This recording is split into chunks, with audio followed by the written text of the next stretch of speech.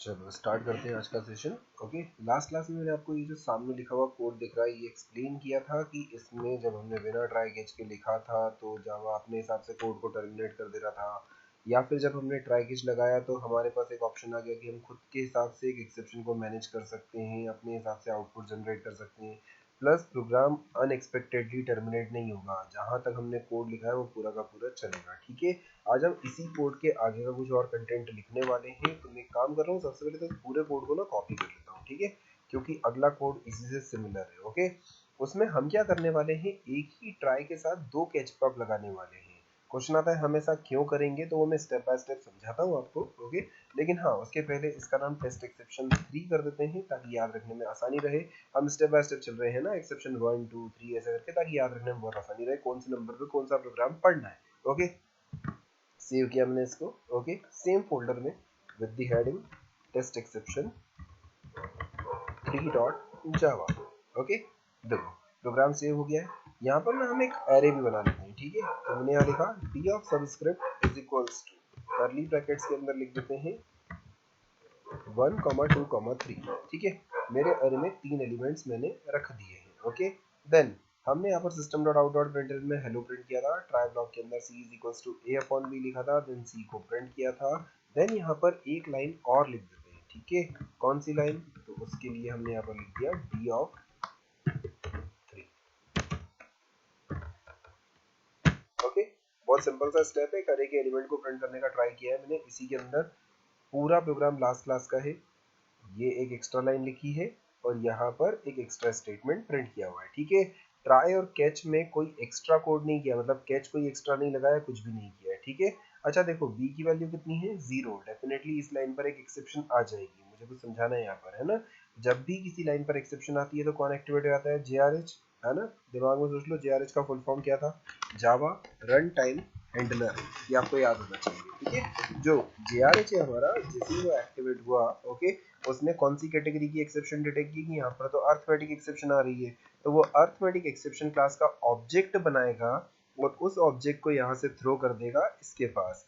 क्या arithmetic exception का reference arithmetic exception के ऑब्जेक्ट को होल्ड कर सकता है, बिल्कुल, this is the reference actually, ठीक है। तो इस रेफरेंस ने एक ऑब्जेक्ट होल्ड किया और अगर आप उस ऑब्जेक्ट को प्रिंट करोगे तो एक अजीब सा मैसेज प्रिंट होगा, तो याद करो java dot lang dot arithmetic exception colon divided by 0, या you can say slash by 0, है ना, जो भी प्रिंट कर रहा था। या फिर हम चाहें तो अपने हिसाब से कस्टमाइज्ड मैसेज प्रिंट कर सकते हैं, तो मैंने वो भी प्रिंट किया हुआ है, ठीक है।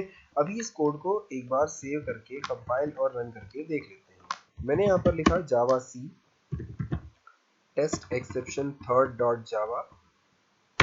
ओके, अगर कोई एरर होगी तो डायरेक्टली बता देगा, ओके, अदरवाइज ये कंपाइल हो जाएगा, ठीक है। मैंने यहाँ लिखा जावा टेस्ट एक्सेप्शन 3। जैसे ही एंटर किया तो ये पूरा वही आउटपुट दे रहा है जो लास्ट क्लास में आया था, है ना, क्योंकि ज़्यादा कुछ चेंज किया ही नहीं। अब ना एक काम करते हैं, यहाँ पर इसकी वैल्यू भी 10 कर देते हैं, ठीक है। तो हमने यहाँ लिखा system dot out dot println hello, ये तो प्रिंट हो जाएगा। अब यहाँ लिखा है C is equals to 10/10। Okay, 10/10 common sense वाली बात है, 10/10 1 आएगा, ठीक है, क्योंकि 10 से 10 को डिवाइड कर रहे हैं तो एक बार में डिवाइड हो जाएगा, ठीक है। सो यहाँ कोई JRH एक्टिवेट नहीं होगा, टेक्निकली ये लाइन प्रिंट करेगी 1। अब जो JRH है ना वो यहाँ नहीं एक्टिवेट होते हुए यहाँ एक्टिवेट हो जाएगा। क्यों एक्टिवेट होगा, क्योंकि हमने यहाँ पर डी ऑफ 3 लिख के रखा है। एक बात बताओ, डी ऑफ 3 कोई एलिमेंट है क्या, बहुत सारे लोग बोलेंगे ये रहा, नहीं ये थर्ड नहीं है, ये 0th इंडेक्स पे बैठा है, ये 1 इंडेक्स पे बैठा है, ये 2 इंडेक्स पे बैठा है। 3 तो कोई एक्सेप्शन वाला कंपोनेंट है, मतलब इंडेक्स है, ओके। थर्ड इंडेक्स हमारे पास है ही नहीं और हम उसको प्रिंट करने का ट्राई कर रहे हैं। जब भी हम ऐसे इंडेक्स को एक्सेस करने की कोशिश करेंगे जो कि एग्जिस्ट ही नहीं कर रहा हो, तो ऐसे केस में क्या होगा, वो एक्सेप्शन देकर के बाहर आ जाएगा। जिस लाइन को मैंने हाईलाइट करके रखा है यहाँ पर JRH एक्टिवेट होगा। जैसे ही JRH एक्टिवेट होगा उस लाइन पर JRH ये भी डिटेक्ट करेगा कौन सी कैटेगरी की एक्सेप्शन आई, तो यहाँ पर कौन सी कैटेगरी की एक्सेप्शन आई, अरे index out of bounds exception. Okay, यहाँ पर जो लाइन आपके सामने दिख रही है, इस लाइन पर अरे index out of bounds exception object generate होगा। ओके, क्या अर्थमेटिक एक्सेप्शन का रेफरेंस उसको हैंडल कर सकता है, बिल्कुल नहीं। क्या इसके अलावा कोई और कैच ब्लॉक दिख रहा है जो उसको हैंडल करे, बिल्कुल नहीं। मतलब यहाँ पर एक्सेप्शन तो आई है, आपने ट्राई ब्लॉक भी लगाया है, लेकिन उसको कैच करने के लिए कुछ भी हैंडलिंग नहीं किया हुआ है ना, अपन ने एक एक्सेप्शन लिखी नहीं है। तो JRH खुद की इच्छा से उस प्रोग्राम को टर्मिनेट कर देगा। What does that means, hello तो प्रिंट होगा, ये वाली लाइन भी प्रिंट होगी, लेकिन क्योंकि यहाँ पर JRH एक्टिवेट हो गया और एक्सेप्शन आ गई जिसको हमने हैंडल नहीं किया है, तो यहीं से टर्मिनेट हो जाएगा। क्या वो इस लाइन तक आ पाएगा क्या? बिल्कुल नहीं। मतलब इस वाले कोड में जो अब मैं लिखने वाला हूँ उसमें बाय वाला आउटपुट आपको देखने को नहीं मिलेगा। मैं इसको रिकम्पाइल करता हूँ, रीरन करता हूँ। देखो एक्सेप्शन का सीधा सा फंडा है, कोड कंपाइल हो जाता है लेकिन रन होने के बाद एरर देता है ना। रन होते टाइम जो एरर आती है उसको एक्सेप्शन बोलते हैं। यहाँ पर एक आउटपुट भी आया है, java.lang.array index out of bounds exception colon 3। ये 3 वो नंबर है जिसके कारण ये एक्सेप्शन जनरेट हो रही है। ठीक है, चलो खैर इसको भी सॉल्व करने का ट्राई करते हैं। इसको सॉल्व करना है कंपैरेटिवली वेरी इजी है ना, क्योंकि हमने कैच ब्लॉक तो पढ़ ही लिया है। जहां पर आपका पहला कैच खत्म हुआ, आप वहां पर क्या करो, एक और कैच ब्लॉक लगा दो। ठीक है, तो हमने यहाँ लिखा कैच और यहाँ पर वही नाम लिख दो। ओके, कौन सा? अरे index out of bounds exception. ठीक है, बहुत सारे लोग ना इसमें स्पेलिंग मिस्टेक करते हैं, मैंने पहले भी बताया आपको, तो आपको स्पेलिंग मिस्टेक नहीं करना है। ज्यादा कुछ कंफ्यूजन लगे तो यहाँ से पढ़ लो, अरे इंडेक्स आउट ऑफ बाउंड्स लिखा है। बहुत सारे लोग ये एस लगाना भूल जाते हैं, अरे इंडेक्स आउट ऑफ बाउंड लिख देते हैं, है ना। ये गलती नहीं करना। ठीक है, तो हम यहाँ लिख देते हैं अरे index out of bounds exception E. Then आप चाहो तो यहाँ पर ई को प्रिंट कर सकते हो। ओके, बट रिकमेंडेड बिल्कुल भी नहीं है कि आप ई को प्रिंट करो। तो मतलब ई को प्रिंट कर सकते हो, मना नहीं कर रहा हूँ, लेकिन करोगे तो क्या होगा, वही अजीब सा आउटपुट आएगा। ओके, तो यहाँ पर हम कुछ लिख देते हैं एक मैसेज के फॉर्म में। ओके, क्या लिख दे यहाँ पर, इंडेक्स ऑफ अरे is over the maximum limit. ठीक है, कुछ भी एक मैसेज लिख दिया मैंने ताकि यूजर को समझ में आ जाए कि जो उसने इंडेक्स पास किया है वो मैक्सिमम लिमिट के ऊपर है। ठीक है, आप चाहो तो वैल्यू वगैरह भी प्रिंट करवा सकते हो। ओके, बट अभी सारी चीजें जाने दो, एक बार मैं रन करके दिखा रहा हूँ। अब ध्यान से सुनो, यहाँ पर JRH एक्टिवेट हुआ। जैसे ही JRH एक्टिवेट हुआ उसने अरे इंडेक्स आउट ऑफ बाउंड्स वाले का ऑब्जेक्ट बनाया। क्या ये वाला रेफरेंस उस ऑब्जेक्ट को हैंडल कर सकता है? नहीं। तो अब हमारा JRH इस लाइन को छोड़ के इसके पास आ जाएगा, है ना। अगर एक कैच ने हैंडल नहीं किया तो दूसरे कैच के पास आएगा। किस ऑर्डर में आएगा? जिस ऑर्डर में आपने लिखे हैं उसी ऑर्डर में। सेकंड वाले कैच को वो पूछेगा कि क्या आप अरे index out of bounds exception के ऑब्जेक्ट को होल्ड कर सकते हो। कॉमन सेंस की बात है, जिस क्लास का रेफरेंस है खुद के ऑब्जेक्ट को तो होल्ड करेगा ही ना। सो हमने यहाँ पर अरे इंडेक्स आउट ऑफ बाउंड वाले को चलाया। ओके, मतलब टेक्निकली ये मैंने नहीं चलाया, JRH ने यहाँ से एक ऑब्जेक्ट थ्रो किया इसके पास, इसने एक ऑब्जेक्ट रिसीव किया और यहाँ पर एक मैसेज प्रिंट कर दिया, इंडेक्स ऑफ अरे is over the maximum limit. Okay, जैसे ये प्रोग्राम चलेगा, एक सबसे पहले तो हेलो प्रिंट होगा। हेलो प्रिंट होने के बाद यहाँ पर 1 प्रिंट होगा क्योंकि सॉल्व हो गया था। देन इसके बाद ये बोलेगा इंडेक्स ऑफ अरे is over the maximum limit. उसके बाद बाय बोलेगा और बाहर टर्मिनेट होगा, जबकि पिछली बार बाय नहीं दिखा था क्योंकि प्रोग्राम ने अनएक्सपेक्टेड टर्मिनेशन कर दिया था। ठीक है, मैंने इसको कंपाइल किया और रन किया। आप ध्यान से देखो, यहाँ पर आपको बकायदा हेलो 1 वो मैसेज जो हमने लिखा था प्लस बाय भी प्रिंट होता हुआ दिख रहा है, मतलब प्रोग्राम हमारे अकॉर्डिंग टर्मिनेट हो रहा है। ठीक है, अगेन मैंने कितने केच लगाए हैं? 2। एक काम करते हैं, बी की वैल्यू को फिर से 0 कर देते हैं। ओके, अब एक बात बताओ, कौन सी जगह पर एक्सेप्शन आ रही है, यहाँ पर या पहली लाइन पर? डेफिनेटली पहली लाइन पर। तो अगर उस लाइन पर एक्सेप्शन आ रही है तो JRH यहाँ नहीं एक्टिवेट होगा, JRH यहाँ एक्टिवेट हो जाएगा। जिस लाइन पर JRH एक्टिवेट होता है उस लाइन के बाद का कोड चलना बंद हो जाता है। आपने इस पूरे प्रोग्राम में कितने ट्राई लगाए हैं? 1। अब आप कैच कितने भी लगा लो, ये वाला try block at a time कोई भी एक एक्सेप्शन हैंडल कर सकता है। क्वेश्चन आता है कौन सी? जो पहले आ गई वो। जैसे अभी दोनों एक्सेप्शन है, ये भी एक्सेप्शन है, ये भी एक्सेप्शन है। पहले कौन आया? ये वाला। तो प्रोग्राम यहीं से जंप करके बाहर निकल जाएगा, इसको चलाएगा और आगे चला जाएगा। ये कोई लूप थोड़ी ना है जो यहाँ से वापस ऊपर चला जाए। शायद मेरी बात समझ में आ गई होगी। इसकी कुछ यूटिलिटी भी है, मैं आपको समझाऊंगा स्टेप बाय स्टेप। ओके, सो यहाँ से ऊपर नहीं जाएगा, यहाँ पे अगर कोई एक्सेप्शन आई तो कैच के पास आया और फिर नीचे चला जाएगा। ओके, एक ट्राई एक बार में एक से ज्यादा एक्सेप्शन हैंडल नहीं कर सकता। आप भले ही कितने भी कैच लगा लो, उन सारे कैचेस में से कोई एक ही चलेगा, सारे एक साथ नहीं चल सकते। ओके, प्रैक्टिकली इम्पॉसिबल होता है। ठीक है, तो मैंने कोड को सेव किया, यहाँ आकर के कंपाइल किया और रन किया। इस बार देखो आपको वो जो डिवीजन वाला है ना वो आउटपुट आ रहा है। इस बार 1 प्रिंट नहीं हुआ है जबकि पिछली बार 1 प्रिंट हुआ था। ओके, मतलब हम इसी लाइन से बाहर हो गए। क्लियर? खैर आपको समझ में आ जाए इसलिए मैं यहाँ पर 10 लिख देता हूँ कि इस बार JRH इस लाइन पर एक्टिवेट हुआ था। आई थिंक मेरी बात समझ में आ गई होगी। मैं इसी कोड को फिर से कॉपी पेस्ट कर रहा हूँ क्योंकि मुझे बहुत सारी चीजें समझानी है। अब अगर मैं बोर्ड पे लिख रहा होता तो आप अपने हिसाब से माइनर माइनर से चेंजेस करके अपनी कॉपी में नोट कर लेते, लेकिन स्क्रीन पे पढ़ाना इज काइंड ऑफ डिफिकल्ट। अगर बोर्ड वाली चीज की बात की जाए तो वो बोर्ड भी ज्यादा अच्छे से हो पाएगी। ठीक है, तो मैं फिर से पूरा कोड कॉपी पेस्ट कर रहा हूँ, इसका नाम रख देते हैं टेस्ट एक्सेप्शन 4। ओके, इसको सेव कर देते हैं सिमिलर फोल्डर में, सेम नाम से सेव करते हैं टेस्ट एक्सेप्शन 4 डॉट जावा के नाम से। ओके, आई थिंक समझ में आ रहा है इतना क्लियर। अच्छा, एक छोटी सी चीज, अभी ऐसी इस जगह पर ऐसी कोई प्रैक्टिकल प्रॉब्लम जनरेट नहीं होने वाली है, बट मैं एक आपसे छोटा सा क्वेश्चन पूछ रहा हूँ, है ना, ये अभी का टास्क नहीं है, फ्यूचर का टास्क है, लेकिन समझाना अभी से पड़ेगा। ओके, अगर मैं यहाँ पर लिख दूँ एक्सेप्शन ई, तो क्या एक्सेप्शन नाम की कोई क्लास होती है? शायद हाँ, हमने पढ़ के रखा है कि एक्सेप्शन नाम की कोई क्लास होती है, and that is the parent most class of all the exceptions available in Java. ठीक है, और शायद आपने थ्योरी भी पढ़ के रखी है that the reference of parent class is capable to hold the object of child class। तो बताओ एक्सेप्शन क्लास का ई कौन कौन सी एक्सेप्शन को हैंडल कर लेगा? आई थिंक सारी। मान लो अरे इंडेक्स आया तो उसको हैंडल कर लेगा, अरिथमेटिक आया तो उसको हैंडल कर लेगा, तो सबको हैंडल कर लेगा ना। तो क्या मैं एक्सेप्शन ई लिख सकता हूँ? आंसर इज यस, मैं लिख सकता हूँ, लेकिन ऐसा करना अवॉइड किया जाता है, क्योंकि अगर आपने एक्सेप्शन ई लिख दिया तो सबको हैंडल कर लेगा, तो आप यहाँ पर आउटपुट क्या दोगे? सेपरेट आउटपुट थोड़ी ना दे पाओगे, आपको एक जनरलाइज आउटपुट देना पड़ेगा, कॉमन टाइप का आउटपुट देना पड़ेगा। अगर आप सारी एक्सेप्शन के लिए अलग अलग आउटपुट्स देना चाहते हो, तब तो आपको अलग अलग कैच ब्लॉक ही लगाने चाहिए। लेकिन अगर आप थोड़े आलसी टाइप के हो, है ना, कि आप चाहते हो नहीं एक ही कैच लगाओ, सारा काम वो अकेला ही कर ले, तो हाँ, आप डेफिनेटली ऐसा कर सकते हो। हालांकि अगर आप जेडीके 8 यूज कर रहे हो तो एक बहुत बढ़िया फीचर देखने को मिलता है। ओके, लेकिन मैं उसको जनरली अवॉइड करता हूँ। जैसे यहाँ पर एक कैच में अपन एक एक नाम लिख रहे हैं ना, आपको किसी किसी जगह देखने को मिलेगा एक ही कैच ब्लॉक में पहली एक्सेप्शन और दूसरी एक्सेप्शन और तीसरी एक्सेप्शन, जो आपने लॉजिकल और पढ़ के रखा है वो वाला और साइन देखने को मिल जाएगा। लेकिन दिक्कत अगेन वही आएगी, आप सबके लिए इंडिविजुअल मैसेज कैसे प्रिंट करोगे? ओके, बहुत सारे लोगों के दिमाग में ये भी डाउट आता है, ये हर किसी में ई क्यों लिख रहे हो आप, है ना? आपको जो लिखना है लिख सकते हो, ई फिक्स नहीं है, एक्सेप्शन को ई रिप्रेजेंट कर रहा है इसलिए मैंने ई लिख दिया है।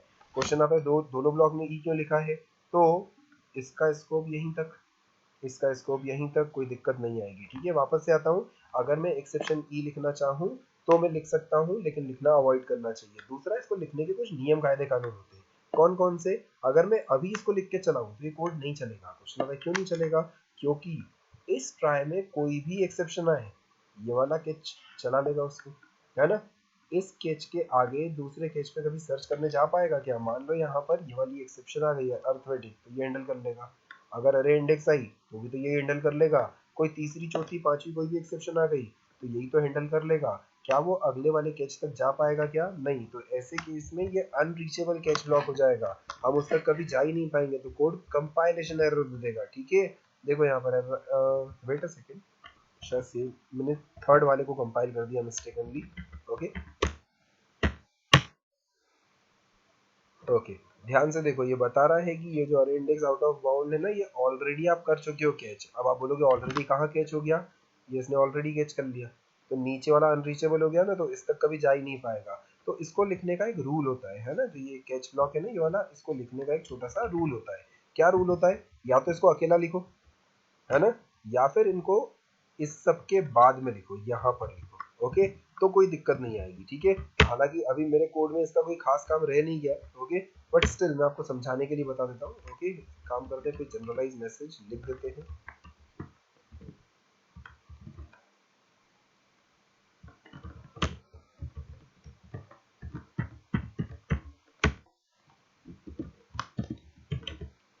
मैंने यहाँ पर एक जनरलाइज मैसेज लिख दिया है, बहुत ही जनरलाइज मैसेज। क्या करा मैंने? वेट अ सेकंड, ओके, यहाँ पर मैंने बहुत जनरलाइज सा मैसेज लिख दिया। क्या? अगर अर्थमेटिक एक्सेप्शन आई तो ये हैंडल कर लेगा, अगर अरे इंडेक्स वाली एक्सेप्शन आई तो ये हैंडल कर लेगा। अभी यहाँ पर तीसरी आ ही नहीं सकती, लेकिन इमेजिन करो यहाँ 500 लाइन का कोड होता।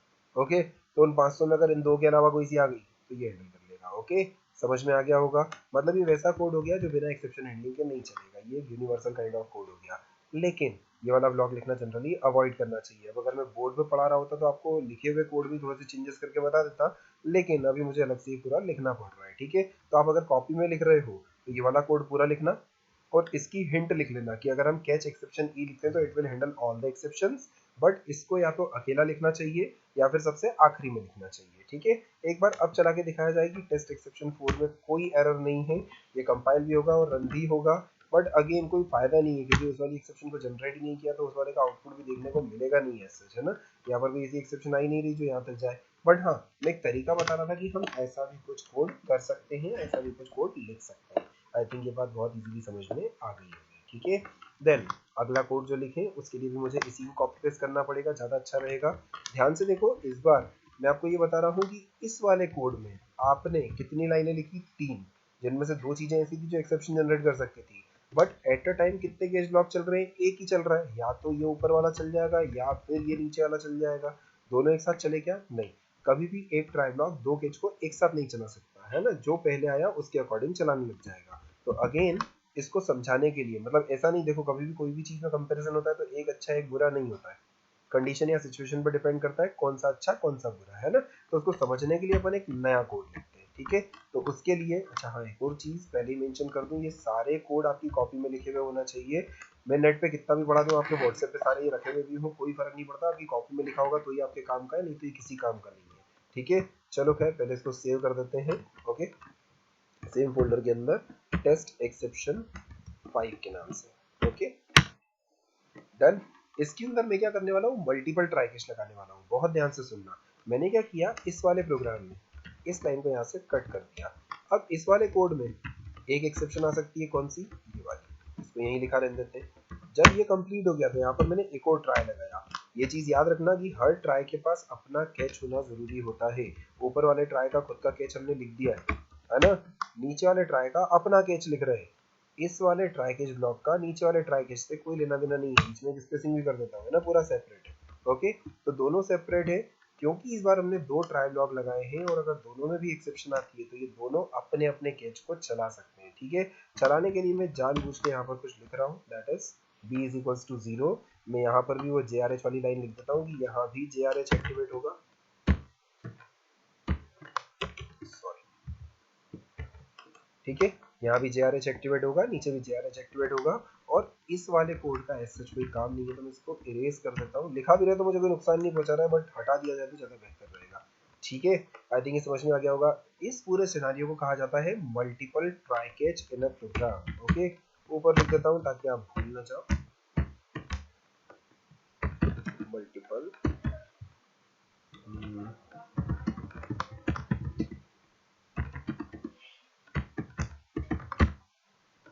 ठीक है, multiple try catch in a program, ठीक है। तो इसके अंदर एक ट्राई कैच वाला सेक्शन ये हो गया, इसमें एक्सेप्शन आई तो ये अपना कैच चलाएगा, नहीं आई तो नहीं चलाएगा। लेकिन ये कोड चलेगा या नहीं चलेगा इसका इससे कोई कनेक्शन नहीं है, ये इंडिपेंडेंट कोड है। बाद में ये भी पूछने आएगा चलना है कि नहीं, चल गया तो अच्छी बात, नहीं तो अपना मैसेज बोलेगा, फिर बाय बोलेगा, फिर बाहर निकलेगा। This scenario is called multiple try catch in a program, ठीक है। सो कमांड प्रॉम्प्ट को ओपन करते हैं, यहाँ पर लिखते हैं Java C test exception 5.java then java test exception 5।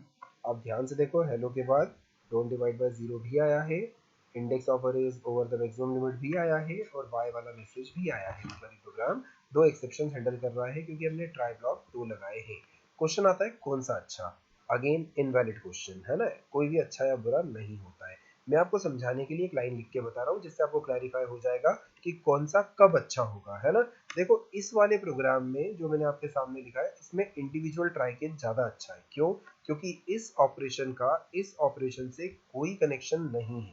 लेकिन 2 सेकंड के लिए सोचो, यहाँ लिखा होता डी ऑफ सी, मतलब यहाँ पर एक ऑपरेशन चले, ओके, इस लाइन पर एक ऑपरेशन चले, इसका आउटपुट किस में स्टोर हो, सी नाम के एक वेरिएबल में स्टोर हो जाए। और जो ये सी नाम के वेरिएबल में वैल्यू आई है, लेट्स से सी नाम के वेरिएबल में 2 आया है, 3 आया है या 5 आया है, वो वाली वैल्यू यहाँ पर पास हो जाए। तो अब ये दोनों ऑपरेशन इंडिपेंडेंट नहीं है, ये दोनों ऑपरेशन डिपेंडेंट है। अगर ये लाइन सक्सेसफुली चली तो ही इस वाली लाइन के चलने का काम बनता है। अगर सी के पास कोई वैल्यू ही नहीं आई तो ये लाइन कैसे चलेगी, मतलब दोनों एक दूसरे में डिपेंडेंट है। अगर 3 लिख दो तो इंडिपेंडेंट है, सी लिख दो तो डिपेंडेंट है। तो अगर डिपेंडेंट वाला कोड है, मतलब ये चला तो ही ये चलना चाहिए, तो एक ही ट्राई में लिखो, क्योंकि अगर यहीं पर एक्सेप्शन आ गई तो यहीं से बाहर निकल जाओगे, यहाँ तक आएगा ही नहीं, है ना। लेकिन अगर दोनों इंडिपेंडेंट है तो अलग अलग ट्राई कैच में लिखो, ज्यादा अच्छा माना जाता है, ठीक है। तो डिपेंडेंट और इंडिपेंडेंट दो अलग अलग कंडीशंस मैंने आपको समझाई है, ठीक है। नेक्स्ट टॉपिक जिसका रेयरली काम पड़ता है, लेकिन क्योंकि एक इंटरव्यू का क्वेश्चन है तो मैं आपको वो एक्सप्लेन करूंगा, ठीक है। आपको मल्टीपल ट्राई कैच समझ में आ गया, ओके। तो इसको समझाने के लिए मैंने अगले प्रोग्राम को समझाने के लिए मैंने इसी को कॉपी किया, नई वाली फाइल को ओपन किया, उसको पेस्ट किया। ओके, यहाँ पर मल्टीपल की जगह मैं लिख देता हूँ नेस्टेड ट्राई कैच। ठीक है, ध्यान से सुनना, नेस्टेड ट्राई कैच नाम से समझ में आ रहा हो, ट्राई के अंदर ट्राई लगाना है ऐसा कुछ। ठीक है, तो हमने क्या किया इस पूरे प्रोग्राम को, ओके पहले तो सेव कर देते। ओके, इसका नाम भी चेंज कर दिया जाए, इसको सेव कर देते हैं टेस्ट एक्सेप्शन 6 के नाम से। ओके, देन इस प्रोग्राम के अंदर हमने क्या किया, यहाँ पर एक ट्राई लगाया। ओके, और इस पूरे कोड को क्योंकि मैं इसके अंदर रखने वाला हूँ तो थोड़ा सा शिफ्ट कर देता हूँ ताकि समझ में आने में आसानी हो जाए। ठीक है, ये पूरा कोड जो आपने पिछले प्रोग्राम में लिखा था ना, इतना पूरा कोड मैंने एक ट्राई में डाल दिया, और जहां पर ये ट्राई खत्म हो रहा है यहाँ पर क्या लगा दिया, कैच, और इसके अंदर मैंने लिख दिया एक्सेप्शन। ओके, मैसेज में आप जो लिखना चाहो वो लिख सकते हो। ओके, आई थिंक ये बात समझ में आ गई होगी जो मैंने लिखा अभी। ठीक है, एक काम करते हैं, मैसेज वही वाला लिख देते हैं जो थोड़ी देर पहले हमने लिखा था। कौन सा वाला, है ना, इसको कॉपी किया, यहाँ पर आकर के पेस्ट कर दिया। ठीक है, मुझे नहीं लगता इसमें किसी को कोई डाउट होना चाहिए। ठीक है, चलो खैर समझते हैं इसको। सबसे पहले अगर इस वाले ट्राई में कोई दिक्कत आई तो ये हैंडल करेगा, इस वाले ट्राई में कोई दिक्कत आई तो ये हैंडल करेगा। इमेजिन करो यहाँ पर या यहाँ पर कोई ऐसी एक्सेप्शन आ गई जो कि ये वाला कैच ब्लॉक हैंडल नहीं कर पा रहा है। ओके, इंटरनल वाले ट्राई लगाया है लेकिन कैच ने हैंडल नहीं किया, तो वो किसके पास जाएगा, अपने आउटर वाले ट्राई के पास जाएगा। आउटर वाले ट्राई के कैच में हमने क्या लिख के रखा है, एक्सेप्शन ही, कॉमन सेंस, ये सब कुछ ही हैंडल कर लेगा। ओके, तो बाहर वाला उसको हैंडल कर लेगा, मतलब इस प्रोग्राम ने कसम खा रखी है बाय तो प्रिंट करके ही रहेगा। ठीक है, समझ में आ गया होगा मैंने क्या बताया कि नेस्टेड ट्राई कैच का क्या काम है। जब भी हम नेस्टेड ट्राई कैच यूज करेंगे तो इंटरनल वाले ने अगर हैंडल कर लिया कोड को तो बहुत अच्छी बात है, लेकिन इफ इन केस अगर अंदर वाला ट्राई उसको हैंडल नहीं कर पाता है तो इस केस में बाहर वाला कैच ब्लॉक रिस्पॉन्सिबल होगा उसको हैंडल करने के लिए। बाहर वाले ने भी हैंडल नहीं किया तो जेआरएस तो है ही सब कुछ हैंडल करने के लिए। आई थिंक सारी बातें समझ में आ गई होंगी। ठीक है, चलो खैर यहाँ तक आते आते अपन ने 3-4 प्रोग्राम देख लिए। मैं शॉर्ट में रिपीट कर देता हूँ। एक प्रोग्राम में हमने देखा single try with multiple catch, थोड़ा सा लिख दिया जाए आपको भी याद रखने में थोड़ी सी आसानी हो जाएगी।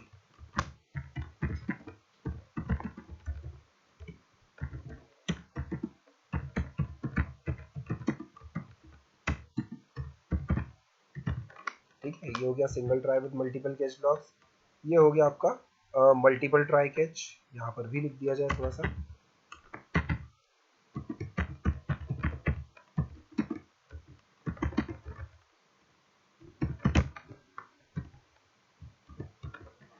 अगेन कमेंट्स में भी लिख रहे हैं तो थोड़ा सा ध्यान रखें अपन कि स्मॉल लेटर कहाँ लिखना है, कैपिटल कहाँ लिखना है। ओके, एक अच्छी आदत होती है, लेकिन क्या वो लैपटॉप चलाते टाइम जैसे मैंने यहाँ पर ट्राई का टी कैपिटल कर दिया, ये नहीं होना चाहिए, है ना। एक अच्छी प्रैक्टिस मिलती है कि हमें ऐसा नहीं करना है। ठीक है, चलो खैर आई थिंक ये सारे के सारे टॉपिक समझ में आ गए हैं आपको।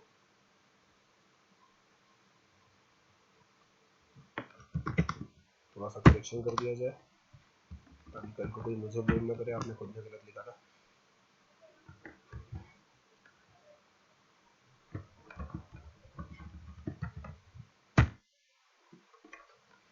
ठीक है, चलो फिर आई थिंक इतना समझ में सभी को आ गया होगा। ठीक है, ये तो हुई basic theory about try and catch. ठीक है, इसके बाद एक कीवर्ड और आता है फाइनली। ये फाइनली कीवर्ड को समझाने के लिए मुझे ना पुराना प्रोग्राम वापस से यूज करना पड़ेगा। कौन सा वाला, जिसमें मैंने यहाँ पर जो ये वाला कोड लिखा है, चलो इसी वाले से समझाता हूँ, टेस्ट एक्सेप्शन थर्ड वाले से मैं आपको अगला वाला समझाता हूँ। ठीक है, सो हमने क्या किया, यहाँ पर एक नई फाइल ओपन करी और यहाँ पर इसका नाम दे दिया टेस्ट एक्सेप्शन 7। ठीक है, और इसको सेव भी कर दिया उसी फोल्डर के अंदर। ओके, मैंने लिखा टेस्ट एक्सेप्शन 7 डॉट जावा। मेरा प्रोग्राम सेव हो चुका है। मैं इसमें से जानबूझ के एक कैच ब्लॉक रिमूव कर रहा हूँ। ठीक है, ओके, ध्यान से सुनो, अगर इस लाइन पर एक्सेप्शन आई तो ये हैंडल कर लेगा, अगर इस लाइन पर एक्सेप्शन आई तो कौन हैंडल करेगा, जेआरएच। क्यों, क्योंकि मैंने हैंडलिंग के लिए कोई कोड तो लिखा नहीं है। मतलब अगर मैं यहाँ पर b की वैल्यू 0 लिख दूँ, या इमेजिन करो कि कोई गलती करूँ ही नहीं है, प्रोग्राम परफेक्ट है, तो बाय प्रिंट होगा। या फिर यहाँ पर 0 लिखा है तो ये हैंडल हो जाएगा और बाय तो प्रिंट होगा। ठीक है, चला के भी देख लिया जाए इसको। मैंने 6 वाला जानबूझ के नहीं चलाया, कोई सेंस नहीं बैठता उसको चलाने का। ओके, ठीक है, देन यहाँ पर देखो सब कुछ प्रॉपर चल रहा है, बाय प्रिंट हुआ है, इसको नोटिस करना है। अगर कोई एक्सेप्शन नहीं आई होती तो भी बाय प्रिंट होता। बट इफ इन केस मैं यहाँ पर 10 कर देता हूँ, सेव करके इसको कंपाइल और रन करता हूँ, सी इस बार बाय प्रिंट नहीं हुआ है। क्यों? क्योंकि हेलो के बाद 1 प्रिंट हुआ, तो डेफिनेटली ये सॉल्व हो गया, तो 1 प्रिंट होगा, यहाँ पर 1 प्रिंट हुआ। अब यहाँ पर एक एक्सेप्शन है जिसको किसने हैंडल किया? JRH ने, तो प्रोग्राम यहीं से टर्मिनेट हो गया। मेरा ये टारगेट है कि प्रोग्राम टर्मिनेट प्रॉपरली हो या इम्प्रॉपर तरीके से हो, ये वाली लाइन तो चलना ही चाहिए। तो ऐसे केस में हम क्या करते हैं, यहाँ पर एक ब्लॉक लगाते हैं जिसका नाम होता है फाइनली। इस फाइनली ब्लॉक का एक रूल है, क्या? ये ट्राई के बिना नहीं लगाया जा सकता, और अगर ट्राई के जस्ट बाद लगाओगे तो भी चल जाएगा, मतलब ट्राई के साथ डायरेक्टली फाइनली लगाओगे तो भी चल जाएगा। लेकिन अगर ट्राई के साथ कैच लगा हुआ है तो पहले ट्राई और कैच का सेक्शन कंप्लीट करो, जहाँ पर कैच कंप्लीट हो गया वहां पर क्या लगा दो? फाइनली लगा दो। जैसे देखो कैच खत्म होती थी, फाइनली लिखा है मैंने, और यहाँ पर आकर के मैंने किसको पेस्ट कर दिया? इस वाली लाइन को। अब ये प्रोग्राम का मोड ऐसा हो गया है कि इस प्रोग्राम में एक्सेप्शन आए या ना आए, हैंडल की हो या ना की हो, प्रोग्राम इस मेथड से बाहर निकलते टाइम, क्योंकि फाइनली इसी मेथड के अंदर लिखा है ना, तो इस मेथड से बाहर निकलने से पहले पहले फाइनली ब्लॉक तो चल के रहेगा। रिपीट, इस मेथड से बाहर निकलने से पहले पहले फाइनली ब्लॉक चल के रहेगा। तो एक काम करते हैं, पहले तो एक्सेप्शन जनरेट करते ही नहीं है, मान लो अगर होती भी है तो ऐसी वाली करते हैं जो हैंडल की हुई हो, तो पहले जैसा चल रहा है या नहीं वो चेक कर लेते हैं। तो क्या क्या हुआ? हेलो प्रिंट हुआ, please don't divide by 0 print हुआ, बाय प्रिंट हुआ, टर्मिनेट हो गया, है ना। अब हमने क्या कर दिया, यहाँ पर 1 कर दिया, तो डेफिनेटली ये वाली लाइन पर तो एक्सेप्शन है नहीं। अब जब इस लाइन में कोई दिक्कत ही नहीं है तो क्या करेगा? डी ऑफ 3 को ढूंढने जाएगा, जो कि एग्जिस्ट नहीं करता है, तो JRH एक्टिवेट होगा। क्या आपने अरे इंडेक्स वाले को हैंडल किया है क्या? बिल्कुल नहीं। अगर आपने अरे इंडेक्स वाले को हैंडल ही नहीं किया है तो JRH एक्टिवेट होगा और वो अपने हिसाब से हैंडलिंग करने के लिए इस प्रोग्राम को टर्मिनेट कर देगा। प्रोग्राम को टर्मिनेट करने के लिए वो पहले मेन मेथड से बाहर निकलेगा। जैसे ही वो मेन मेथड से बाहर निकलेगा, कौन सा ब्लॉक एग्जीक्यूट हो जाएगा? फाइनली ब्लॉक एग्जीक्यूट हो जाएगा। और फाइनली ब्लॉक में क्या लिखा हुआ है? बाय लिखा हुआ है, मतलब बाय प्रिंट होगा, फिर JRH का मैसेज जो भी होगा वो आ जाएगा। तो अब अगर इसको देखा जाए तो ओके, हेलो प्रिंट हुआ, 1 प्रिंट हुआ, बाय प्रिंट भी हुआ, देन उसने अपना मैसेज प्रिंट किया। आई थिंक मेरी बात समझ में आ गई होगी, ठीक है। वो देखो बाकायदा बताता है कौन सी लाइन पर एक्सेप्शन आ रही है या जो भी दिक्कतें हैं वो किसके कारण जनरेट हुई है, सब कुछ बता रहा है। लेकिन मैं आपको फाइनली ब्लॉक पे फोकस करने का बोलूंगा अभी, कि फाइनली एक ऐसा ब्लॉक है जो कि हमेशा एग्जीक्यूट होता है, ठीक है। अब ऐसा है, देखो फाइनली ब्लॉक का ये रीजन तो है यूज करने का, लेकिन मेरे दिमाग में क्वेश्चन आता है कि अगर मैं यहाँ पर एक्सेप्शन ई लिख देता तो बताओ कौन कौन सी एक्सेप्शन हैंडल हो जाती? सारी। तो फाइनली ब्लॉक की जरूरत क्या है? क्योंकि ये सारी एक्सेप्शन हैंडल कर लेगा, फिर तो बाय प्रिंट होना ही होना है ना। तो देखो फाइनली ब्लॉक का यूज ऐसा नहीं होता है। आपने रिटर्न स्टेटमेंट जरूर पढ़ा होगा, है ना। क्या होता है रिटर्न स्टेटमेंट? जिसमें हम डेटा को एक जगह से दूसरी जगह पर रिटर्न करते हैं। अभी तो क्या हम पूरा कोड मेन मेथड के अंदर ही कर रहे हैं? क्या जिंदगी भर मेन मेथड के अंदर कोडिंग करते रहेंगे क्या? बिल्कुल नहीं। हम मेन के अलावा भी दूसरी मेथड्स बनाते हैं। मान लो आपने XYZ नाम की एक मेथड बनाई है जिसमें आपने कुछ डेटा पास किया है और वो डेटा कैलकुलेट करके आपको रिजल्ट रिटर्न करने वाला है। उसमें एक्सेप्शन हैंडलिंग मैकेनिज्म लगा हुआ है, ठीक है। एक इमेजिनेशन करो फाइल का, ठीक है, कि एक फाइल का नाम पास किया, वो फाइल का डेटा रीड करके हमें रिटर्न करेगा। अब जो भी बात है जैसा भी है इसमें वो रिटर्न कर रहा है ना। अब फाइल को क्लोज करने का कोड रिटर्न के पहले लिखे या रिटर्न के बाद में लिखे? थोड़ा सा कंफ्यूजन होगा। ट्राई के साथ लिखें, कैच के साथ लिखें कि फाइनली के साथ लिखें? तो एक कंडीशन इमेजिन करते हैं, क्या कि मान लो ट्राई के अंदर ही फाइल को क्लोज करने का कोड लिखा, और इमेजिन करो पहली लाइन पर एक्सेप्शन आ गई, तो हम तो ट्राई से कैच के पास भाग जाएंगे। माना कि वो कैच उस एक्सेप्शन को हैंडल कर लेगा, लेकिन फाइल क्लोज नहीं होगी। तो किसी ने सलाह दी, एक काम करो, कैच वो जो कोड है वो यहाँ पर लिख दो, है ना। वो कोड बाहर लिखने में एक और समस्या हो जाएगी, कौन सी? कि अगर डेटा यहीं पे सक्सेसफुली रीड हुआ और यहीं से रिटर्न हो गया तो रिटर्न मतलब इस मेथड से बाहर निकल जाएगा, और इस मेथड से बाहर निकल गया तो फाइल क्लोज होना रह जाएगी, क्योंकि हमने उसको बाहर लिख के रखा है। मतलब अंदर लिखने में भी एक कंडीशन ऐसी बनती है जहाँ नुकसान हो सकता है, बाहर लिखने में भी एक कंडीशन ऐसी बनती है जहाँ नुकसान हो सकता है, ठीक है। कुछ समझदार लोग बोल देंगे दोनों जगह लिख दो, है ना। कोडिंग करी है अगर अच्छे से, तो एफिशिएंट कोडिंग का भी नाम सुना होगा, ठीक है। तो एफिशिएंट कोडिंग ऐसे नहीं की जाती है, ठीक है। प्लस अभी आप बहुत इनिशियल लेवल पे हो, एक्सेप्शन हैंडलिंग को अच्छे से जानते भी नहीं हो, तो बहुत ज्यादा सोचोगे तो कंफ्यूजन क्रिएट होगा, है ना। ज्यादा नहीं सोचना है अपने को, लिमिट में थोड़ा सा दिमाग रखते हैं कि अगर ट्राई और कैच के अलावा कहीं इसी जगह पर कोड लिखना पड़ गया जो कि हमेशा ही एग्जीक्यूट करना है, तो उसको किस में लिखेंगे? फाइनली ब्लॉक में। इमेजिन करो यहाँ पर किसी दूसरी मेथड में इस जगह पर रिटर्न स्टेटमेंट जैसा कुछ लिखा हुआ होता, तो रिटर्न स्टेटमेंट का मतलब क्या होता है? जहां से आए हो वापस लौट के वहीं चले जाओ। वापस जाने के लिए जिस भी मेथड के ब्लॉक में हो उस ब्लॉक से बाहर तो निकलना पड़ेगा, और उस ब्लॉक से बाहर निकलने से पहले पहले कौन सा ब्लॉक चलेगा, फाइनली ब्लॉक। तो इमेजिन करो ट्राई ब्लॉक के अंदर फाइल को रीड करके डेटा रिटर्न करने का कोड लिखा है, कैच में एक्सेप्शन हैंडलिंग किया हुआ है और फाइनली में फाइल क्लोज किया हुआ है। मान लो फाइल सक्सेसफुली रीड हो गई और रीड होने के बाद कोई एक्सेप्शन नहीं आई, जब इसको डेटा को रिटर्न करेगा तो रिटर्न करते टाइम फाइनली ब्लॉक को एग्जीक्यूट करते हुए जाएगा क्योंकि मेथड के स्कोप से बाहर निकल रहा है। इमेजिन करो कोई एक्सेप्शन आ गई तो ट्राई के बाद कैच के ऊपर आएगा और कैच का काम खत्म होने के बाद वापस वहां जाएगा जहां से आया था। वापस जाने के लिए फिर मेथड के स्कोप से बाहर निकलेगा और फाइनली ब्लॉक तो चल के ही रहेगा। तो जहां भी जनरली रिटर्न स्टेटमेंट का यूज होता है वहां पर फाइनली ब्लॉक का यूज ज्यादा होता है। ये तो क्या मेन मेथड में समझाने के लिए मैंने बता दिया कि बाय तो प्रिंट हो ही रहेगा। कोई भी ऐसा सॉफ्टवेयर नहीं बनाते कि जाने से पहले बाय बोल के जाए इस टाइप का, है ना। ये तो जस्ट आपको रिप्रेजेंट करने के लिए और समझाने के लिए मैंने बना के रखा हुआ है। क्लियर है। वैसे भी बाय प्रिंट करके क्या ही फायदा हो रहा है, मेरे हर एग्जांपल में आपको ये बाय प्रिंट होता हुआ दिखेगा। मेरा ऐसा सोचना है ये बाय रिप्रेजेंट कर रहा है कि प्रोग्राम हमारे हिसाब से टर्मिनेट हुआ है सिस्टम के हिसाब से, क्योंकि जब भी सिस्टम के हिसाब से टर्मिनेट होता है तो वो बाय तक पहुंच नहीं पाता है, लेकिन जब मेरे हिसाब से टर्मिनेट होता है तो वो बाय तक पहुंच जाता है। तो ये मेरा एक रिप्रेजेंटेटिव मार्कर है कि हाँ ठीक है इतना कोड हो गया है, मतलब प्रॉपरली चल गया होगा। ठीक है, आउटपुट में बाय दिख रहा है तो मेरा कोड प्रॉपरली चल ही गया होगा। क्लियर। चलो खैर, मेरे हिसाब से try catch, multiple try catch, nested try catch और फाइनली इतने कंपोनेंट्स इजीली समझ में आ गए होंगे। ठीक है, इसके बाद एक चीज और है जो कि हालांकि नेक्स्ट क्लास की है, ओके, पर ना अभी उसको समझ लो, नहीं तो इस वाले कोड में काम करने के लिए बहुत सारा, जो नेक्स्ट क्लास में कोड आने वाला है ना उसमें समझने के लिए बहुत सारा है, तो मैं उसके साथ मर्ज करके समझाने की बजाय ऐसे ही टेम्पररी कुछ समझा रहा हूँ। जब हम खुद की एक्सेप्शंस बनाते हैं तब वो ज्यादा काम आता है। ठीक है, तो अभी जो बता रहा हूँ उसको बहुत ध्यान से सुनना और समझना। ओके, सबसे पहली चीज अभी जो मैं आपके सामने ओपन करने वाला हूँ एक प्रोग्राम। ओके, चलो उसमें ट्राई केज की जरूरत ही नहीं है, अपन अपना फेवरेट काम करते हैं। ओके, यहाँ पर एक क्लास बनाते हैं। ठीक है, टेस्ट टू स्ट्रिंग। ठीक है, ये नाम आपने कहीं सुना है क्या, टू स्ट्रिंग? आई थिंक हाँ, जब भी हम किसी ऑब्जेक्ट को प्रिंट करते हैं तो टू स्ट्रिंग नाम की एक मेथड कॉल होती है वगैरह वगैरह, हमने कुछ कुछ पढ़ के रखा हुआ है। ठीक है, अभी ना इसको समझने के लिए एक बेसिक सा स्टेप या बेसिक सा अप्रोच अप्लाई करते हैं।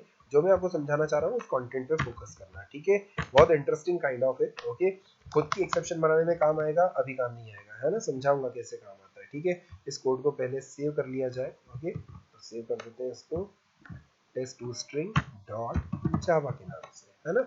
चलो खैर, इसके बाद यहाँ पर हम ना एक काम करते हैं, test2string t1 is equals to new test2string, एक ऑब्जेक्ट जनरेट करते हैं। ठीक है, पहला ऑब्जेक्ट बन गया, फिर दूसरा ऑब्जेक्ट बनाते हैं t2 नाम का, इज इक्वल्स टू, फिर से t1 बन गया mistakenly, is equals to new test2string। ठीक है, देन इसको भी टर्मिनेट कर देते हैं। कितने ऑब्जेक्ट बना लिए हमने, दो।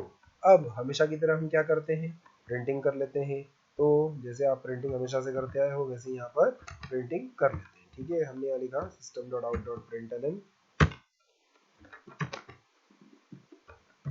पहले लिख देते हैं t1, फिर लिख देते हैं t2।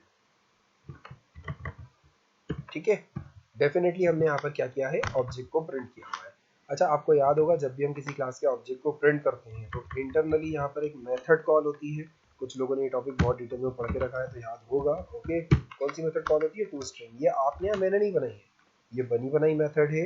अगर आपने मुझसे इनहेरिटेंस पढ़ा है तो मैंने आपको एक छोटा सा एग्जाम्पल दिया था ऑब्जेक्ट नाम की एक क्लास का। ठीक है, सो बहुत ध्यान से सुनना, अगर आपको वो चीज याद है तो बहुत अच्छी चीज है, नहीं भी याद है तो टेंशन मत लो। होता क्या है, जब भी हम किसी प्रोग्राम में किसी क्लास को बनाते हैं तो वो क्लास बाय डिफॉल्ट एक्सटेंड्स करती है एक दूसरी क्लास को जिसका नाम होता है ऑब्जेक्ट क्लास। क्वेश्चन आता है ये ऑब्जेक्ट क्लास क्या होती है। ऑब्जेक्ट क्लास एक प्रीडिफाइंड क्लास है ना। जावा में आप इसको भगवान क्लास की तरह मान सकते हो। ठीक है, जैसे बोलते हैं ना दुनिया में जिसका कोई नहीं उसका भगवान होता है, वैसे ही जावा में ऑब्जेक्ट क्लास होती है, वो सबकी पेरेंट क्लास होती है। ठीक है, उस पर्टिकुलर क्लास के अंदर ये मेथड रखी हुई है। इस मेथड का काम होता है कि हैश कोड प्रिंट करना ऑफ दिस पर्टिकुलर ऑब्जेक्ट जिसके साथ ये कॉल हो रही है। जैसे मैंने यहाँ t1 लिखा है, आपको ये t1 दिख रहा होगा, कंपाइलर ने इसके आगे भी ऐसा कुछ लिख दिया होगा t1.toString। जब भी आप किसी ऑब्जेक्ट को प्रिंट करोगे ना तो अपने आप कौन सी मेथड कॉल आती है, टू स्ट्रिंग मेथड। ये टू स्ट्रिंग मेथड कहाँ से आई है, ऑब्जेक्ट क्लास से आई है। ये मेथड सबसे पहले आपकी क्लास का नाम प्रिंट करती है, फिर @ का साइन प्रिंट करती है और फिर हेक्साडेसिमल फॉर्म में एक हैश कोड प्रिंट करती है। ठीक है, ये चीज मैं आपको ऑलरेडी पढ़ा चुका हूँ बट स्टिल मैं आपको इसको एक बार रन करके दिखा देता हूँ। ठीक है, तो इसके लिए हम यहाँ पर लिखते हैं जावा सी। चलो कुछ गड़बड़ हो गया, वो माउस प्रेस हो गया, उसके कारण उसने जो पुराना कॉपी करके रखा था वो लेकर के आ गया वो। ओके, मैंने लिखा Java C test to string dot Java, then मैंने इसको रन किया। ठीक है, देखो दोनों का पैटर्न सिमिलर है, क्लास का नाम @ का साइन और हेक्साडेसिमल फॉर्म में हैश कोड।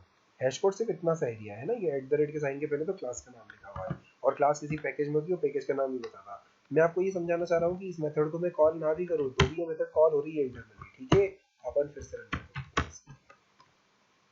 ठीक है, देखो बिल्कुल सेम आउटपुट आया, क्योंकि मेरे सिस्टम की अभी बफर मेमोरी वही वाली यूज हो रही है, तो सेम एड्रेस जनरेट होकर मिल रहा है इसको। ठीक है, चलो खैर जो भी है, यहाँ पर हर बार जो हमारे ऑब्जेक्ट्स बन रहे हैं यहाँ पर, ओके, तो ये पहले ऑब्जेक्ट का हैश कोड, ये दूसरे ऑब्जेक्ट का हैश कोड प्रिंट हो रहा है, और प्रिंट करने के लिए कौन सी मेथड रिस्पॉन्सिबल है, ये टू स्ट्रिंग मेथड रिस्पॉन्सिबल है। ठीक है, क्वेश्चन आता है, मैं एक्सेप्शन हैंडलिंग पढ़ाते पढ़ाते इस पे क्यों आ गया, मतलब ऐसा क्या हो गया मेरे को जो मैं इस पे आ गया। तो अगर आप नोटिस कर पा रहे हैं तो अपन जितनी बार भी एक्सेप्शन टाइप की चीजें प्रिंट कर रहे हैं, तो हम यहाँ पर एक ई को भी प्रिंट करते हैं। जब ये ई प्रिंट होता है तो टेक्निकली ये ई एक ऑब्जेक्ट है, और जब भी ऑब्जेक्ट प्रिंट होता है तो हैश कोड प्रिंट होना चाहिए, लेकिन हमारी एक्सेप्शन तो हैश कोड ना प्रिंट करते हुए एक अजीब सा मैसेज प्रिंट कर रही है, तो ऐसा कैसे। और कल को अगर मुझे खुद की एक एक्सेप्शन बनाना है, लेट्स से मैंने खुद की एक एक्सेप्शन बनाई जिसका नाम रखा मैंने पंकज एक्सेप्शन, तो जब पंकज एक्सेप्शन क्लास का ऑब्जेक्ट प्रिंट होगा तो वहां प्रिंट होना चाहिए Java dot lang dot Pankaj exception colon something एक मैसेज। ठीक है, अगर हम ऐसा कुछ करना चाहें, खुद की एक्सेप्शन बनाना चाहें, जैसा कि मैंने आपको लास्ट क्लास में बताया भी था कि टेक्नोलॉजी का कोई अंत नहीं हुआ है, टेक्नोलॉजी कंटिन्यूसली गोइंग ऑन है ना। तो जो जो नई चीजें आ रही हैं, अगर उसमें कोई नई एक्सेप्शन आई तो वो तो हमें बनानी पड़ेगी ना, और उसको थ्रो भी करना पड़ेगा। तो जब हम एक्सेप्शन के ऑब्जेक्ट को प्रिंट करेंगे तो क्या आउटपुट आना चाहिए वो हम कैसे डिसाइड करेंगे, उसके लिए हमें ये वाला टॉपिक पता होना चाहिए। ठीक है, अगेन आप ही के सामने पूरा कोड वही लिखा है, मैं इस प्रोग्राम में छोटा सा चेंज कर रहा हूँ। मैंने क्या किया, यहाँ पर लिखा पब्लिक एक मेथड जिसका रिटर्न टाइप है स्ट्रिंग, मेथड का नाम लिखा मैंने टू स्ट्रिंग। आई थिंक ये समझ में आ रहा होगा। ओके, हमने एक मेथड बनाई है, आपने मेथड ओवरराइडिंग का नाम जरूर सुना होगा। एक्चुअल में ये मेथड कहाँ पर रखी हुई है, ऑब्जेक्ट क्लास में रखी है। मैंने सिमिलर मेथड चाइल्ड क्लास में बना दी। If parent class and child class will contain a method with the same name and same signature, तो इसको मेथड ओवरराइडिंग का कॉन्सेप्ट बोलते हैं। और मेथड ओवरराइडिंग के कॉन्सेप्ट के अकॉर्डिंग जिसका ऑब्जेक्ट बनता है उसकी मेथड कॉल होती है। इसको समझाने के लिए मैं यहाँ पर लिख देता हूँ रिटर्न डबल कोट्स में this is a test message. ठीक है, मैंने यहाँ से एक बड़ा सा मैसेज रिटर्न कर दिया। ठीक है, बहुत ध्यान से समझना, मैंने अपनी क्लास का ऑब्जेक्ट बनाया T1, दूसरा ऑब्जेक्ट बनाया T2। जैसे ही मैंने T1 को प्रिंट किया, इसने टू स्ट्रिंग मेथड कॉल की। आज तक इसके पास खुद की टू स्ट्रिंग नहीं थी, तो पेरेंट क्लास की कॉल कर रहा था, और पेरेंट क्लास की मेथड हैश कोड प्रिंट कर रही थी। ये वाला भी सेम काम कर रहा था। लेकिन एक बात बताओ, अभी इसके पास खुद की टू स्ट्रिंग मेथड है क्या, तो T1 कौन सी क्लास में, इस वाली क्लास में, और इस वाली क्लास के पास खुद की टू स्ट्रिंग मेथड है। अगर इस क्लास के पास खुद की टू स्ट्रिंग मेथड है तो ये क्या रिटर्न कर रहा है, this is a test message. Technically यहाँ पर क्या प्रिंट हो जाएगा, this is a test message. यहाँ पर भी क्या प्रिंट हो जाएगा, this is a test message. Clear ना, समझ में आ रहा होगा। ठीक है, चलो खैर कंपाइल किया, रन किया, देखो ध्यान से। ओके, कहने का मतलब है हैश कोड प्रिंट करने के लिए जो मेथड रिस्पॉन्सिबल थी उसको हमने ओवरराइड करके बोल दिया आज से हैश कोड मत प्रिंट करना। सिमिलर टाइप की चीज स्ट्रिंग क्लास में भी की हुई है। आपको याद होगा हम लिखते थे string str1 is equal to hello, फिर str1 को या string str1 is equal to new string bracket में हेलो। और जब str1 को प्रिंट करते थे तो str1 क्या करता था, हैश कोड प्रिंट नहीं करता था, वैल्यू प्रिंट करता था।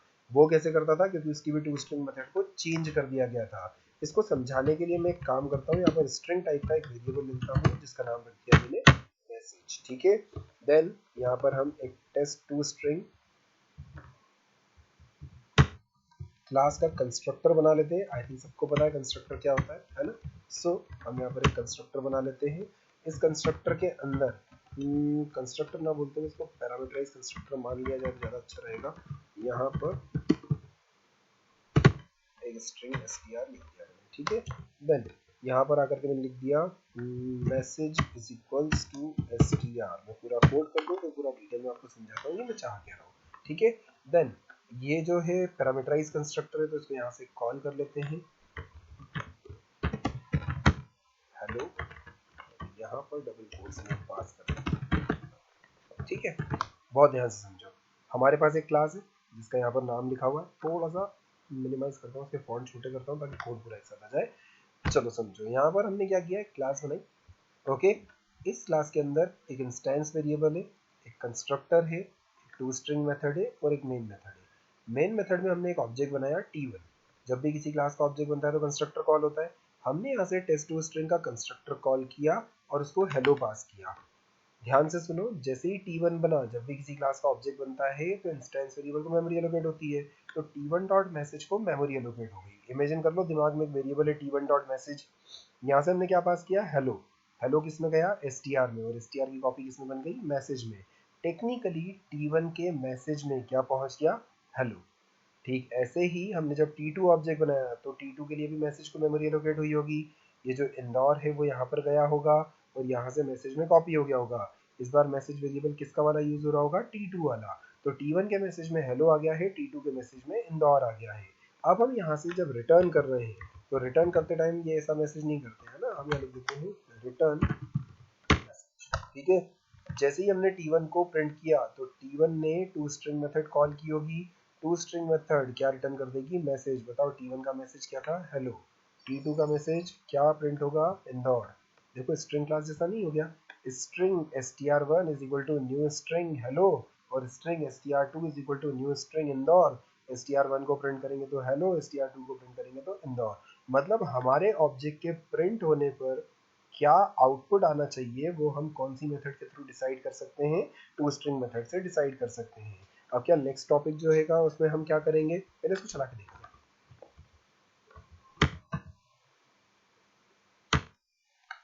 आ रहा है हेलो इंदौर यहाँ पर। इसको एक बार अच्छे से देख लेना, वैसे मैं कोड शेयर कर दूंगा ग्रुप पे सारे। इनको पहले डाउनलोड कर लेना, पढ़ लेना और सारे कोड खुद से लिखना है ना, कॉपी में भी लिखना है। कॉपी में लिखने के बाद सिस्टम पे उनको टाइप करना है ताकि पता चले क्या कैपिटल लिखना होता है, क्या स्मॉल लिखना होता है। बहुत सारे लोगों को पता नहीं होता कि टू स्ट्रिंग में एस कैपिटल है जो कि क्लियरली विजिबल है। लिखोगे तो पता चलेगा, नहीं लिखोगे तो नहीं पता चलेगा।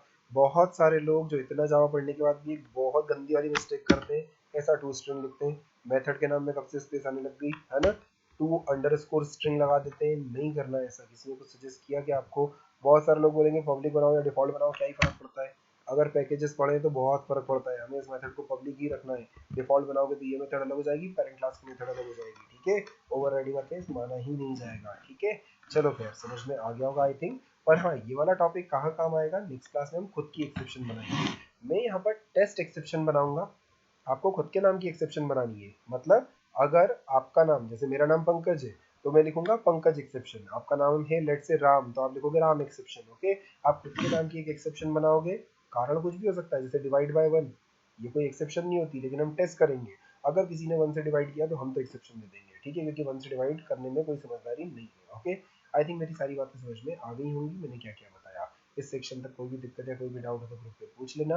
अदरवाइज काफ़ी सारे प्रोग्राम हो गए हैं, इनको समझने का बहुत सिंपल सा तरीका, वीडियो को देख लो, नहीं समझना एक बार फिर से देख लो, नहीं तो डाउट पूछ लो जो भी पूछना है। प्लस जितने भी प्रोग्राम मैं आपको ग्रुप पे शेयर कर रहा हूँ उनको डाउनलोड करो, पहले अपनी कॉपी में लिखो, सिस्टम पे खोलो ही मत उनको। व्हाट्सएप मोबाइल में है ना, मोबाइल में ही उसको ओपन करो, मोबाइल में देख देख के अपनी कॉपी में लिख लो, कॉपी में नोट्स भी रेडी हो जाएंगे। देन उनको सिस्टम पे टाइप करो, कंपाइल करो और रन करो। प्रैक्टिस इसी से होगी, अदरवाइज प्रैक्टिस नहीं हो पाएगी। मुझे पता है काफ़ी सारे लोगों को कॉलेज वालों ने परेशान किया हुआ है, काफ़ी सारे टास्क दिए हुए हैं। ओके, बट देखो ये भी अपना एक टास्क है। जावा का इंपॉर्टेंस आई डोंट थिंक मुझे बताने की जरूरत है, क्योंकि इंपॉर्टेंस नहीं पता होता तो पढ़ने थोड़ी ना आए होते आप, है ना। तो ऐसा कुछ नहीं है कि मैं प्रेशराइज कर रहा हूँ कि बिना किए काम आना ही मत या क्या, आप ही के अच्छे के लिए बोल रहा हूँ। इसको एक बार प्रैक्टिस कर लेना। ठीक है, चलो आज का सेशन अपन यहीं पर ओवर करते हैं, ये सारे नोट्स मैं आपको शेयर कर दूंगा। ओके, चलो देन आज का सेशन ओवर। नेक्स्ट सेशन आपका जिस जब भी रहेगा मैं आपको व्हाट्सएप पे बता दूंगा। प्रॉब्ली कल ही रहेगा, मैं अभी शेड्यूलिंग बिगाड़ना नहीं चाह रहा हूँ। ओके, धीरे धीरे फ्लो में आना चाह रहा हूँ वापस से, तो प्रॉब्ली आपका नेक्स्ट सेशन कल ही रहेगा। ठीक है, चलो देन बंद करते हैं।